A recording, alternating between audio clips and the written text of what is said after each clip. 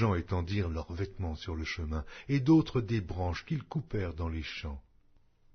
Ceux qui précédaient et ceux qui suivaient Jésus criaient « Hosanna, béni soit celui qui vient au nom du Seigneur, béni soit le règne qui vient, le règne de David notre Père, Hosanna dans les lieux très hauts. » Jésus entra à Jérusalem dans le temple.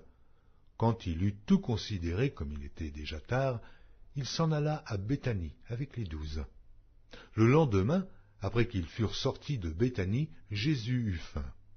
Apercevant de loin un figuier qui avait des feuilles, il alla voir s'il y trouverait quelque chose, et, s'en étant approché, il ne trouva que des feuilles, car ce n'était pas la saison des figues. Prenant alors la parole, il lui dit « Que jamais personne ne mange de ton fruit. » Et ses disciples l'entendirent. Ils arrivèrent à Jérusalem, et Jésus entra dans le temple, et il se mit à chasser ceux qui vendaient et qui achetaient dans le temple. Il renversa les tables des changeurs et les sièges des vendeurs de pigeons, et ne laissant personne transporter aucun objet à travers le temple. Et il enseignait et disait, n'est-il pas écrit ? Ma maison sera appelée une maison de prière pour toutes les nations, mais vous en avez fait une caverne de voleurs. Les principaux sacrificateurs et les scribes, l'ayant entendu, cherchèrent les moyens de le faire périr, car ils craignaient, parce que toute la foule était frappée de sa doctrine. Quand le soir fut venu, Jésus sortit de la ville. Le matin, en passant, les disciples virent le figuier séché jusqu'aux racines. Pierre, se rappelant ce qui s'était passé, dit à Jésus, « Rabbi, regarde le figuier que tu as maudit, à sécher. » Jésus prit la parole et leur dit, « Ayez foi en Dieu. Je vous le dis en vérité, si quelqu'un dit à cette montagne, « Ôte-toi de là et jette-toi dans la mer », et s'il ne doute point en son cœur, mais croit que ce qu'il a dit arrive, il le verra s'accomplir. C'est pourquoi je vous dis, tout ce que vous demanderez en priant, croyez que vous l'avez reçu, et vous le verrez s'accomplir. Et, lorsque vous êtes debout, faisant votre prière, si vous avez quelque chose contre quelqu'un, pardonnez, afin que votre Père qui est dans les cieux vous pardonne aussi vos offenses. Mais si vous ne pardonnez pas, votre Père qui est dans les cieux ne vous pardonnera pas non plus vos offenses. » Ils se rendirent de nouveau à Jérusalem et, pendant que Jésus se promenait dans le temple, les principaux sacrificateurs et les scribes et les anciens vinrent à lui, et lui dirent, « Par quelle autorité fais-tu ces choses? Et qui t'a donné l'autorité de les faire ?»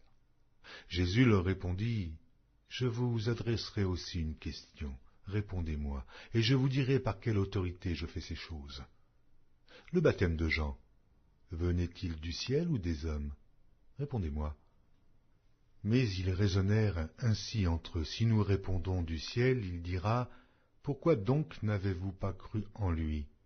Et si nous répondons des hommes, ils craignaient le peuple, car tous tenaient réellement Jean pour un prophète. Alors ils répondirent à Jésus, « Nous ne savons. » Et Jésus leur dit, « Moi non plus. Je ne vous dirai pas par quelle autorité je fais ces choses. »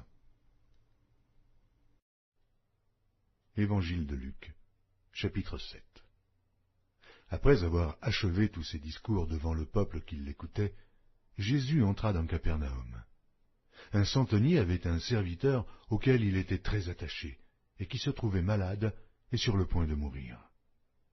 Ayant entendu parler de Jésus, il lui envoya quelques anciens des Juifs pour le prier de venir guérir son serviteur.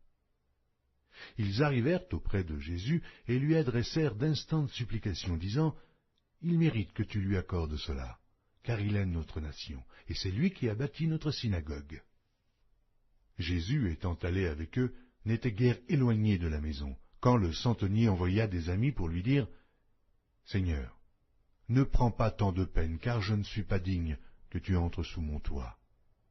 C'est aussi pour cela que je ne me suis pas cru digne d'aller en personne vers toi. Mais dis un mot, et mon serviteur sera guéri.